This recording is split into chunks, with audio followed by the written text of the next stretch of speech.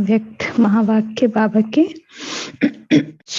24/6/1971 बाबा के महावाक्य। हम सबका विशेष लक्ष्य रहता है कि जिससे हम अपने जो मेन लक्ष्य है उस तक पहुंच सके। हमें पता है हमें आत्म अभिमानी रहना है। निरंतर बाबा की याद के लिए आत्म अभिमानी स्थिति बहुत इंपॉर्टेंट है। लेकिन आत्म अभिमानी स्थिति कैसे बनेगी ये भी बच्चे जानते हैं कि जो सदा अंतर्मुखी रहते हैं, है ना, यही होता है ना। सबका लक्ष्य क्या है कि मुख का मौन नहीं लेकिन मन का मौन हो जाए, अंतर्मुखी हो जाए। कैसे हम बहिर्मुखता में ज्यादा से ज्यादा ना रहें, और बहिर्मुखता में भी आते हैं तो बाबा का कहना है कि अंतर्मुखी होकर आना है। बहिर्मुखता में आना है, आवाज में आना है, व्यक्त होते हो शब्दों में आना है। तो हर शब्द में भी एहसास आपकी अव्यक्त स्थिति का हो, आपकी आत्म अभिमानी स्थिति का हो कि बोल तो रहे हैं लेकिन ऐसे लग रहा है कि जैसे आकाशवाणी हो रही है, ये आवाज कहीं और से ही आ रही है। तो बाबा कहते हैं कि अंतर्मुखी ज्यादा से ज्यादा समय रहना है। लेकिन आज बाबा हमें बता रहे हैं कि अंतर्मुखी रहने के फायदे क्या हैं। जो बच्चे अंतर्मुखी रहेंगे फिर उन्हें फायदा किस चीज का होगा। मन का मौन हो जाए, मुख का मौन नहीं। हम मुख का मौन करते हैं लेकिन मन के मौन के लिए भी मुख का मौन भी होना जरूरी है। बीच बीच में बाबा इसीलिए ट्रैफिक कंट्रोल ये भी कराते हैं कि बीच बीच में प्रैक्टिस करो। जब 8 घंटा कर्म में हो तो कर्म के भी बीच बीच में अपने हर कर्म को फुल स्टॉप लगा दो, हर कर्मेंद्री को फुल स्टॉप लगा दो कि वो जिस भी एक्ट में है वो एक्ट बंद हो जाए और सभी स्थिर हो जाए। देह को भी स्थिर कर दो और मन को फिर एकाग्र करो उस परम बिंदु के ऊपर, ताकि हम अपने लक्ष्य पर पहुंच सकें। अपनी सर्व शक्तियां, अपने सर्व गुण, उनका मनन कर सके। और जितना ज्यादा हम अपने अवस्था में रहेंगे, आत्म अभिमानी स्थिति में रहेंगे, फिर उतना ही क्या है, सर्व गुण और सर्व शक्तियां निरंतर हमारे अंदर से प्रकट होने लगती हैं। है अंदर, है भीतर, लेकिन उसको जागृत करना है। और जागृत करने के लिए जो बाहर मुख है, जो कर्मेंद्रियां बाहर की तरफ आकर्षित हुई पड़ी हैं, अब उनको वहां से ब्रेक लगाकर मुख अंतर्मुख, है ना। बाबा आज कह रहे हैं अंडरग्राउंड इन्वेंशंस जैसे होती है, साइंटिस्ट खोज करते हैं, बड़ी बड़ी इन्वेंशंस करते हैं, लेकिन उसके लिए पहले वो अंडरग्राउंड हो जाते हैं। तो अंडरग्राउंड होने के लिए भी अंडरग्राउंड, ऐसे ही ये देह को भी क्या कहते हैं, मिट्टी है ना, ग्राउंड या ना मिट्टी, इस मिट्टी के भी भीतर चले जाओ।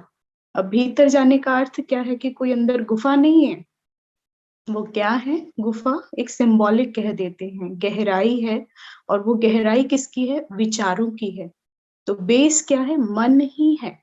अपने मन को बार बार चेक करना, उसके ऊपर नजर रखना कि उसके अंदर जो उत्पन्न हो रहे विचार हैं उनकी गति क्या है और वो किस बारे में उनका चिंतन चल रहा है, किस दिशा को पकड़े हुए हैं। सकारात्मक दिशा है, नकारात्मक है, या व्यर्थ की ओर जा रही है। और उसे लेना किस दिशा की ओर है, हमें उसे दिव्य दिशा पकड़ानी है। कल भी बाबा ने कहा ना, आना जाना, पढ़ाई का अर्थ ही क्या है, आना जाना। मनन करने का अर्थ ही क्या है कि बीच बीच में कर्म करते करते फुल स्टॉप, कि हम अपने मन को अंदर टटोलें, चेक करें कि मेरी अवस्था क्या थी। बाहर परिस्थिति है लेकिन स्वस्थिति क्या थी, स्वरूप क्या था, उस स्वरूप का चिंतन करना। तो आज बाबा हमें अंतर्मुखता के फायदे बताएंगे। बाबा ने कहा कोई भी नई इन्वेंशन जब निकालते हैं, जब कोई भी नई इन्वेंशन निकालते हैं तो जितनी पावरफुल इन्वेंशन होती है, जितनी पावरफुल इन्वेंशन होती है उतना ही अंडरग्राउंड इन्वेंशन करते हैं, यानी मनन करते हैं।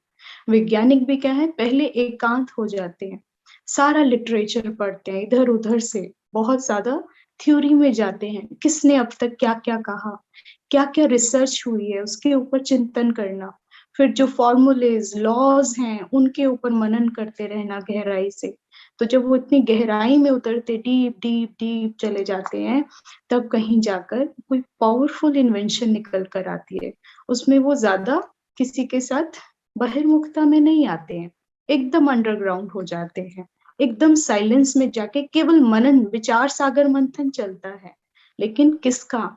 जो ज्ञान अब तक पढ़ा है उन्होंने, उसका विचार सागर मंथन और फिर जो है इन्वेंशन लेकर आता है। तो बाबा भी कहते हैं रोज़ बच्चे क्या है ज्ञान का इतना चिंतन करते हैं, इतना पढ़ाई पढ़ते हैं, लेकिन अब क्या है ज्ञान का स्वरूप बनने का समय है। तो पावरफुल इन्वेंशन क्या है कि जो आत्मिक पावर है, हम पढ़ते हैं अष्ट शक्तियाँ हैं, सतो गुण हैं, जब इसका स्वरूप बन जाओगे, बहिर्मुखता में वो स्वरूप दिखने लगेगा ज्ञान का, तब क्या है वो पावरफुल इन्वेंशन होगी। यानी जो संकल्प रचोगे, सत्युग ऐसे ही नहीं रचा जाएगा, ऐसे ही स्थापित नहीं होगा। सत्युग के लिए क्या है? आपके अंदर जब भीतर में आपका मन संपूर्ण देवताई हो जाएगा, आपकी हर कर्मेंद्री देवताओं की तरह कार्य करने लगेगी, आपका चिंतन जो है देवताओं की तरह शुरू हो जाएगा, विश्व कल्याण अर्थ होगा, स्वार्थ नहीं होगा। तो बाबा कहते हैं फिर पावरफुल इन्वेंशंस निकल कर आएंगी। तो सतयुग की स्थापना अपने आप में क्या है? पावरफुल इन्वेंशन है। बाबा कहते हैं जैसे वह अंडरग्राउंड इन्वेंशन करते हैं, वैसे ही आप भी जितना अंडरग्राउंड यानी अर्थात अंतर्मुखी रहेंगे, उतना ही नई-नई इन्वेंशन और योजनाएं निकाल सकेंगे। अंडरग्राउंड रहने से एक तो वायुमंडल से बचाव हो जाएगा। पहली बात क्या बाबा बता रहे हैं कि पहले बचाव किससे होगा? वायुमंडल से। अब वायुमंडल कैसा है? जो योगी आत्माएं हैं वो इस बात को बहुत अच्छे से समझ जाती है कि वायुमंडल जो है बाहर से जो दिख रहा है सभी एक जैसा ही दिखाई देगा, लेकिन उसका बचाव होने लगेगा। अभी जैसे ठंडी है, सर्दी है, तो सर्दी जब तक हम अंतर्मुखी नहीं होते, सोल कॉन्शियस नहीं होते, बॉडी कॉन्शियस रहते हैं, तब तक क्या बहुत ठंड लगती रहती है। घड़ी घड़ी याद आता रहता है कि ठंड है, ठंड है, ठंड है। कोई कर्म भी करेंगे तब भी ठंडी को देख रहे हैं। लेकिन जैसे ही अपने आत्मिक स्वरूप में बैठते हैं, तो बच्चों को क्या लगता है कि जैसे कोई ना तो सर्दी है ना गर्मी है, बाहर प्रकृति का कोई असर ही नहीं होता है। ऐसे ही वायुमंडल अनेक तरह से प्रकृति भी कैसी भी हो सकती है, लेकिन आँख के ऊपर असर नहीं आएगा। कितना नेगेटिव भी हो, उसका भी असर नहीं होगा। क्योंकि कई बार क्या है, थोड़ी-सी एनर्जी तो गेन करते हैं, लेकिन जब कभी नेगेटिव वायुमंडल में चले जाते हैं, तो फिर उसका इफ़ेक्ट आता है, फ़ील होता है कि उस स्थान पर गए थे ना, तो उसके बाद से जो है मन की स्थिति और तन के ऊपर भी कहीं न कहीं असर हुआ है। तो बाबा कहते हैं कि वायुमंडल से बचाव हो जाएगा। तो इतनी पावरफुल स्थिति है आपकी सोल कॉन्शियस होना, जब आप अपने आत्मिक स्वरूप में आते हो, संपूर्ण ऊर्जा में हो आप, तो उस वक़्त ऊर्जा का भंडार हो, केंद्र हो आप ऊर्जा का। तो बाबा कहते हैं उस वक़्त जो आप संकल्प में स्थित हो, अपने सतोगुण में स्थित रहना, मैं ज्ञान स्वरूप हूँ, मैं पवित्र स्वरूप हूँ, मैं प्रेम स्वरूप हूँ, मैं सुख स्वरूप हूँ, मैं आनंद स्वरूप हूँ। एक-एक गुण में स्थित होकर जब उसका स्वरूप बन जाते हैं, तो एक एटॉमिक एनर्जी का कार्य होता है। तो उसके ऊपर आपके ऊपर कहीं से भी इफ़ेक्ट नहीं आएगा। बाबा कहते हैं दूसरा क्या इफ़ेक्ट होता है? दूसरा क्या है? एकांत प्राप्त होने के कारण मन का एकांत हो जाता है ना, एक के अंत में चले जाना। अभी एकांत का मतलब ये नहीं समझना कि आस-पास कोई नहीं होना चाहिए, ऐसा पॉसिबल ही नहीं है कलयुग में। इतना पॉपुलेशन है, इतनी आत्माएँ हैं कि हर जगह कोई ना कोई विद्यमान है। पहले की तरह जैसे योगी जंगल में एकांत ढूँढते थे, लेकिन बाबा जिस एकांत की बात करता है, वो मन के एकांत की बात है कि जब एक के साथ संबंध जुड़ जाता है, एक के अंत में चले जाते हो, उसे एक का चिंतन होता है, एक की पावरफुल याद में, जिसे रियल राजयोगी कहा गया है। योगी माना जब वो कनेक्टेड है, पावरफुल संकल्प में है, एक के साथ कंबाइंड है, दूसरी स्मृति ही नहीं है, कर्म करते हुए भी। तो बाबा कहते हैं एकांत प्राप्त होने के कारण मनन शक्ति भी बढ़ती है ना? वैसे आप एकांत में रहेंगे, अकेले रहेंगे तो मनन शक्ति नहीं बढ़ेगी, मन ज़्यादा भटकेगा, इधर-उधर भागेगा। जो अपने रियल योगी को पहचानना है, तो वाक़ई में जब आप एकांत में आते हैं, कोई आस-पास नहीं होता, तब अपने मन की डीप चेकिंग करो। कहाँ भागता है? क्या रसोई की तरफ भागता है? भोजन के लिए भागता है? बुद्धि कहाँ रहती है? ये मन किसका चिंतन कर रहा है? जो चीज़ बार-बार कर रहे हो, वहीं से आप जुड़े हुए हो। फ़ोन पर बैठे हो, व्हाट्सएप पर बैठे हो, है ना? या फिर कोई चैटिंग कर रहे हो या फिर किसी भी व्यर्थ में जिधर ज़्यादा आपका रुझान होगा, इसका मतलब मन बार-बार वहीं आकर्षित होता है। उसे एकांत नहीं कह रहे बाबा। बाबा का एकांत कहने का मतलब है बाबा के साथ कनेक्टेड और तभी उसे बाबा ने प्राप्ति कहा है। एकांत प्राप्त होने के कारण फिर बाबा कहते हैं मनन शक्ति बढ़ती है, क्योंकि कनेक्शन किसके साथ है? उस पावरफुल शिव बाबा के साथ है। तो जब सत्यम शिवम सुंदरम जो सर्वशक्तिवान है, जो सर्वगुण है, तो बाबा जब बाबा के साथ कनेक्टेड हो जाते हो, तो उन दिव्य शक्तियों को खींचते हो और ज्ञान के सागर बाबा का है। तो जब बाबा को कनेक्ट करोगे, बाबा से जुड़ोगे, उस एक के अंत में जाओगे, तो ज्ञान के भंडार को खींच रहे हो। तो मनन शक्ति का लेवल क्या हो जाएगा? 2 हो गए ना, 1 नहीं हुआ योगी। कनेक्टेड है, कंबाइंड है। तो इसीलिए मन शक्ति बढ़ जाएगी। जिस एक संकल्प को टिकाओगे, बीज रूप स्थिति में टिक जाओगे, तो फिर उस बीज का वृक्ष डेवलप होगा और वृक्ष डेवलप होगा, तो फिर उसमें से फ्रूट भी मिलेगा। कितना फ्रूट मिलेगा? तो मनन शक्ति क्या है कि जो संकल्प रूपी बीज बोया था, उससे अब एक सुंदर बाबा कह रहे हैं ना, एक पावरफुल इन्वेंशन निकल कर आएगी। तो जो बीज संकल्पों का रचोगे, फिर उसकी प्राप्ति भी बेहद की होगी। बाबा ने कहा कि तीसरा क्या होता है? तीसरा फायदा है, कोई भी माया के विघ्नों से सेफ्टी का साधन बन जाता है।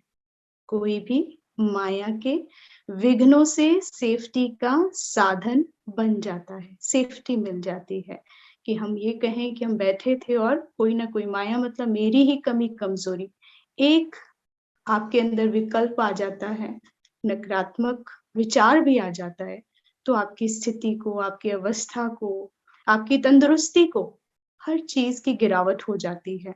तो बाबा कहते हैं कि माया के विघ्नों से अपने ही जो हम कमी-कमज़ोरी के संकल्प उठाते हैं, उससे भी सेफ्टी का साधन हो जाता है, बच जाते हैं ना, क्योंकि फिर किसमें बाबा से कनेक्ट होने से क्या होगा? दिव्य शक्तियों का चिंतन होगा, ज्ञान का चिंतन होगा, मनन शक्ति बढ़ेगी। मनन शक्ति बढ़ेगी तो मगन अवस्था बाबा में ज़्यादा से ज़्यादा याद ठहर सकेगी बाबा की। तो बाबा कहते हैं अपने को सदैव अंडरग्राउंड अर्थात अंतर्मुखी बनाने की कोशिश करनी चाहिए। अंडरग्राउंड भी सारी कारोबार चलती है। वैसे अंतर्मुखी होकर भी कार्य कर सकते हैं। कई ऐसा जो कार्य होते हैं, विशेष कार्य होते हैं, उसमें क्या है जैसे आर्मी है, तो कई बार जो बड़े डिसीजंस भी लेने होते हैं, तो उसमें भी क्या है एक ऐसी कमिटी, ऐसी टीम बनी होती है जो अंडरग्राउंड वर्क कर रही होती है, जिसकी भनक बाहरी दुनिया में किसी को नहीं हो सकती, ताकि एक बड़ा कार्य जो है वो मुकाम पा सके। तो बाबा भी कहते हैं ऐसे ही सदैव अंडरग्राउंड यानी अंतर्मुखी बनाने की कोशिश करनी चाहिए, ऐसे ही सारी कारोबार चलनी चाहिए। अंदर ही मन में ही सारे दिन की प्लानिंग बाबा कहता है पहले ही फिक्स कर लो कि सारा दिन आज कैसे-कैसे मैंने बाबा के साथ रह के कर्म योग करना है। अकेले काम नहीं करना है, कंबाइंड होकर बाबा के साथ कार्य करना है। वैसे अंतर्मुखी होकर भी कार्य कर सकते हैं, मनन चिंतन बाबा कह रहे हैं। ऐसे नहीं कि कोई कार्य नहीं कर सकते हैं, कार्य भी सभी चल सकते हैं। जो मन में संकल्प करते हो, फिर दूसरी आत्माएँ स्वतः उसमें सहयोगी होती हैं। अभी तो अनुभव भी हो गया ना, जो संकल्प रचते हो, अब वो संकल्प स्वतः पूरा हो जाता है, बिना बोले पूरा हो जाता है। तो बाबा कहते हैं, ऐसे ही सारी कारोबार चल सकती है, कि वाणी में कम आए, मन में संकल्पों की रचना, कर्म योग स्थिति में करेंगे। आप इधर संकल्प रचेंगे, दूसरे वो कर्म कर रहे होंगे, बोलने की आवश्यकता ही नहीं होगी। तो बाबा कहते हैं ऐसे कार्य चल सकता है, लेकिन अंतर्मुखी होकर के कार्य करने से एक तो विघ्नों से बचाव हो जाता है। विघ्न आते कब हैं? जब हमारी अवस्था, हमारी स्थिति, हमारे संकल्प कमजोर हो जाते हैं। जब हम ये सोच लेते हैं कि ये पॉसिबल नहीं है, ये चीजें नहीं हो सकती हैं, मुझसे तो नहीं होगा, आज तो नहीं होगा, अभी तो नहीं हो सकता। जब ऐसे-ऐसे बाबा कहते हैं संशय वाले संकल्प, यही क्या है? माया है। और इन्हीं के बाबा कहते हैं फिर बचाव कैसे होता है? जितना एकांत का अभ्यास करते हैं। एकांत माना बाबा के साथ कनेक्शन। तो बाबा कहते हैं अंतर्मुखी होकर कार्य करने से विघ्नों से बचाव हो जाता है। और अगर कोई और भी आपके लिए ऐसा कमजोर संकल्प रचता है, तो वो भी पूरा नहीं होगा, क्योंकि सर्वशक्तिवान की सर्व शक्तियाँ उस वक़्त आपके साथ कार्य कर सकती हैं। तो कोई भी जो है बाहरी कोई भी विकारी संकल्प हैं या विकारियों के संकल्प हैं या कमी-कमजोरी वाले संकल्प हैं, तो बाबा कहते हैं वो सारी दुर्बलता हट जाती है जब सर्वशक्तिवान स्वयं आपके साथ कार्य करता है। तो बाबा ने कहा आगे, तीसरा है दूसरा है समय का बचाव। समय भी जब हमारे ही संकल्पों की गति तेज हो जाएगी, अगर व्यर्थ चल रहा है, तीव्र गति हो जाएगी उन संकल्पों की, तो फिर क्या है, उससे संकल्प भी वेस्ट हो रहे हैं और दूसरा टाइम भी वेस्ट होगा, क्योंकि आप उलझनों में, क्वेश्चंस में चले जाओगे, सॉल्यूशन की तरफ नहीं जाओगे। बाबा ने कहा फिर इन दोनों चीजों में बचाव होता है, टाइम का भी, समय का बचाव होगा, विघ्नों से बचाव होगा, तो समय का भी, और तीसरा संकल्पों का भी बचाव यानी बचत हो जाएगी। यही तीनों चीजें संकल्प, समय, श्वास बाबा कहते हैं ना कि अपनी बचानी है। तो बाबा कहते हैं कि विघ्नों को बचाव कर लो, परिस्थिति से हैंडलिंग सीख लो कि कैसे करनी है, हर वक्त बाबा से कनेक्टेड रहो, स्वस्थिति आपकी पावरफुल रहे, तो परिस्थितियां, कोई भी विघ्न आपका सामना नहीं कर सकता।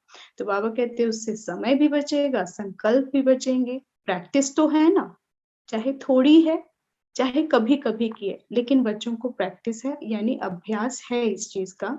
कभी-कभी अनुभव भी करते हो, अंतर्मुखी हो, बोलते भी हो, जैसे नुमा शाम का योग किया, तो उसके बाद जब कर्म योग में आते हो, तब अनुभव होता है ना, क्योंकि तब अंतर्मुखी होकर फिर बहिर्मुखता में आते हो। तो उस वक़्त जब बहिर्मुखता में आते हो, तो उस स्थिति का भी अनुभव होता है कि जब कर्म करते हैं, उस समय हर चीज़ से, हर विघ्नों से हम परे होते हैं। कार्य अद्भुतता से होता है। ऐसे ही अमृत वेला के बाद जब आप कर्म में आते हैं, तब भी आपको इस चीज़ का अनुभव होता है कि एक अलग ही दिनचर्या शुरू होती है। तो बाबा कहते हैं अनुभव तो है, चाहे कभी-कभी का है, लेकिन बाहिर्मुखता में आते भी अंतर्मुख, हर्षित मुख, आकर्षण मूर्त भी रहेंगे। और ये वो 2 टाइम है, जिसके बाद जब आप कर्म में आते हैं, आपकी स्थिति कैसी होती है? अंतर्मुखी भी होती है, चेहरे पर कैसा होता है?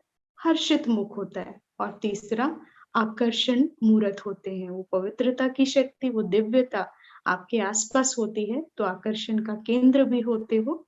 बाबा ने कहा कर्म करते हुए यह प्रैक्टिस करनी है, जैसे स्थूल कारोबार का प्रोग्राम बनाते हो, वैसे अपनी बुद्धि की क्या-क्या कारोबार व क्या कार्य बुद्धि द्वारा करना है। अब अंतर्मुखी का बाबा और गहरी बात बता रहे हैं कि जब आप अंतर्मुखी होते हैं तो करना क्या है? उस अंतर्मुखता को पूरे दिन में मेंटेन करना है।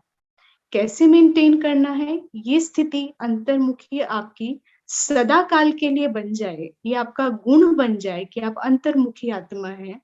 तो बाबा कहते हैं उसके लिए करना क्या है? एक कारोबार सेटअप करो अपने, मन बुद्धि का बाबा कहते हैं ना प्लान तैयार करो। बाबा कह रहे हैं कि अमृत वेले ही इसको तैयार कर दो कि आज सारा दिन कैसे-कैसे मुझे कार्य करना है।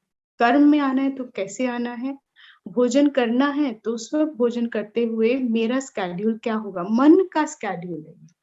बाहर का नहीं, बाहर तो वही का दिनचर्या चलेगी। वही रात्रि का प्लान है, वही सोना है, वही उठना है, वही जागना है, वही कर्म करना है।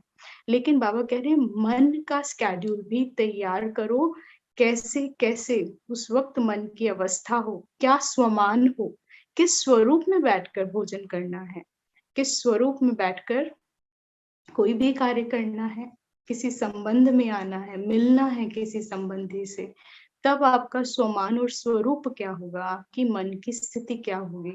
आपको हर एक आत्मा का भी पता होता है कि जो सामने आत्मा है, इनके स्वभाव क्या है, संस्कार क्या है। तब उस आत्मा को जानकर भी जब उसके साथ संपर्क में आना है, तब मन की अवस्था क्या हो कि उस आत्मा की सेवा हो जाए। कई बार हम क्या है, यही चिंतन करते हैं, ये नहीं सुधरेंगे, ये नहीं चेंज होते, ये है ही नहीं, आप कितना ज्ञान सुना लो उनको। तो बाबा कहते हैं, ये सब आपका कार्य नहीं है सोचने का, कौन क्या है, परिवर्तन होंगे, नहीं होंगे।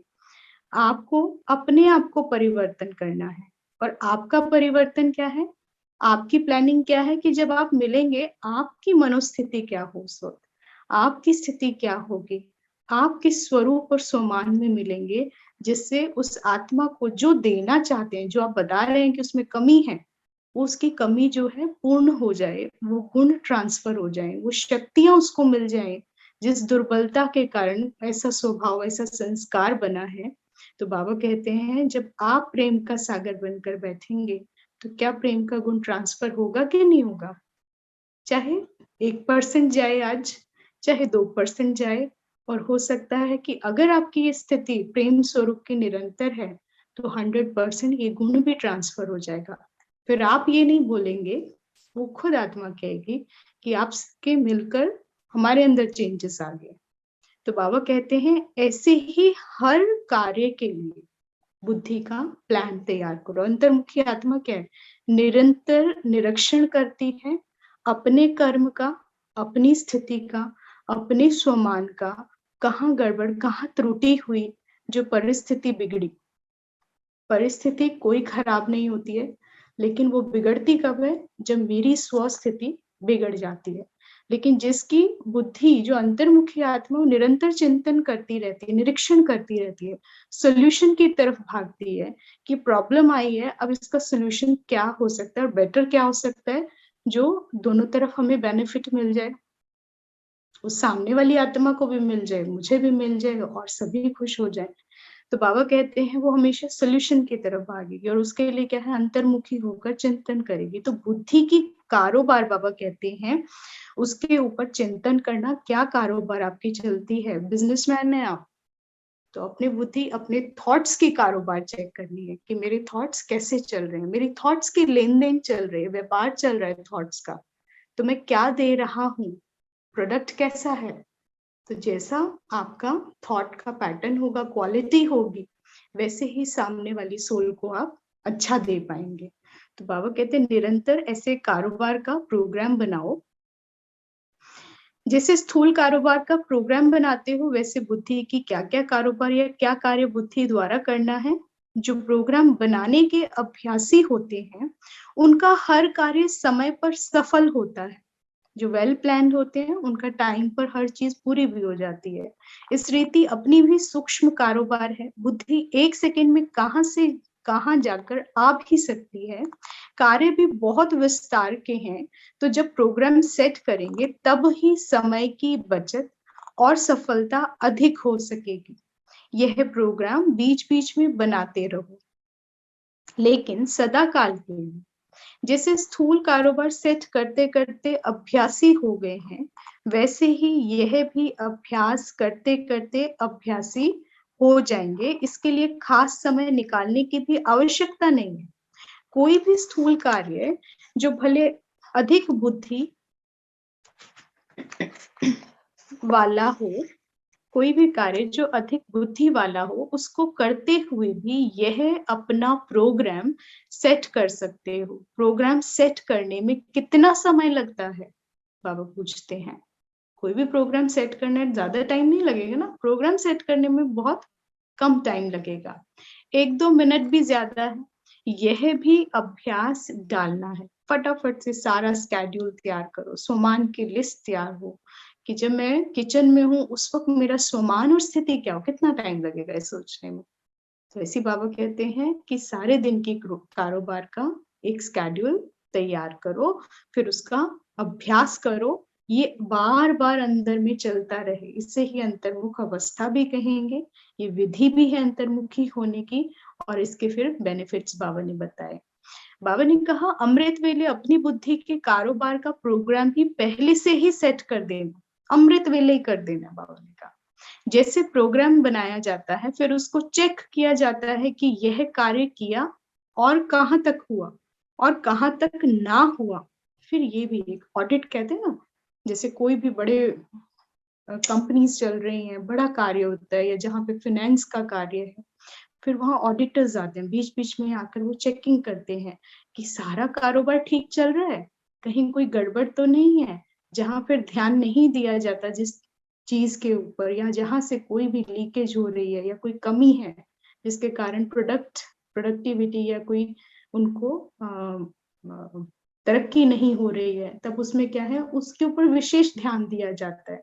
तो बाबा भी कहते हैं ऐसे ही आपकी मन की जो कारोबार चलती है, बुद्धि की कारोबार चल रही है, उस पर निरंतर जब आप चेकिंग करते हैं, कहाँ बार-बार मार खा रहे हैं, किस संबंध में खा रहे हैं, किन शब्दों से खा रहे हैं, किस दृष्टिकोण से खा रहे हैं, क्या ऐसा सारा दिन कर रहे हैं जो मेरी ऊर्जा नष्ट हो रही है, तो उसके ऊपर फिर विशेष चेकिंग और उसके ऊपर प्रिकॉशंस, फिर वहां पर वो लीकेज बंद हो जानी चाहिए।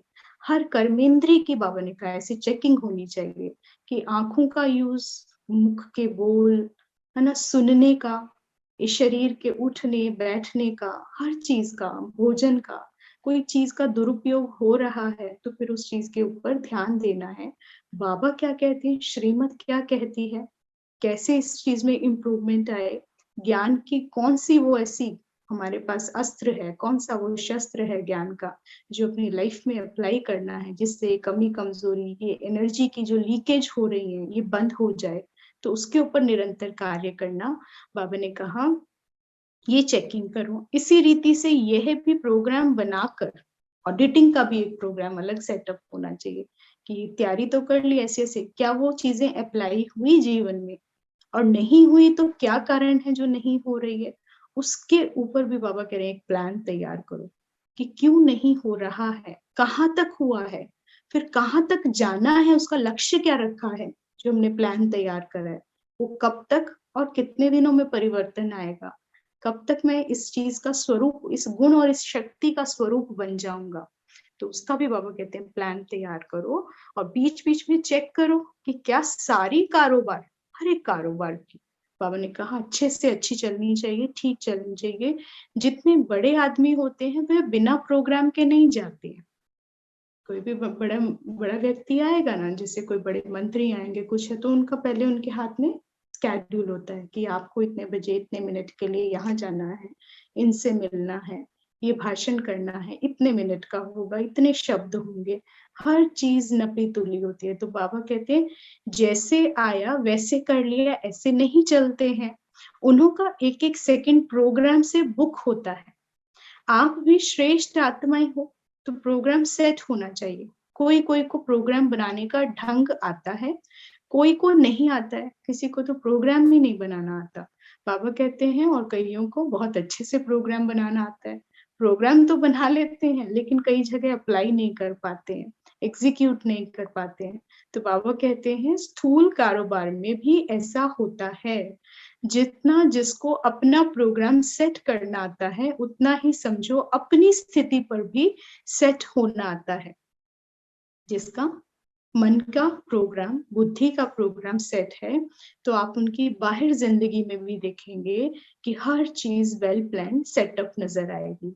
तो बाबा कहते हैं नहीं तो बिना प्रोग्राम बनाने से जैसे बातें नीचे ऊपर होती हैं, यही होता है ना, अगर कोई प्रोग्राम सेट नहीं किया जाता तो कोई भी बीच में गड़बड़ हो जाएगी या डिले हो जाएंगे, प्रोग्राम्स बहुत लंबे चल पड़ते हैं। तो बाबा कहते हैं ऐसे नीचे ऊपर होती है, वैसे स्थिति भी, मन की अवस्था भी नीचे ऊपर होती है, सेट नहीं होती है। कितनी सुंदर बाबा ने बात बताई है कि जो आपकी स्वस्थिति है, वो निरंतर आत्मिक स्थिति, गुणों और शक्तियों से भरपूर स्थिति बनी रहे, उसके लिए बाबा ने क्या आज बताया कि अपना टाइम टेबल सेटअप करो, अपने मन की, बुद्धि की कारोबार तैयार करो, अपने क्वालिटी थॉट्स निरंतर बने रहे। कहाँ लीकेज होती है, किस संबंध को देखकर होती है ना? कौन-सा कार्य करते हुए मेरे अंदर ऐसे कमज़ोरी वाले संकल्प उत्पन्न होते हैं।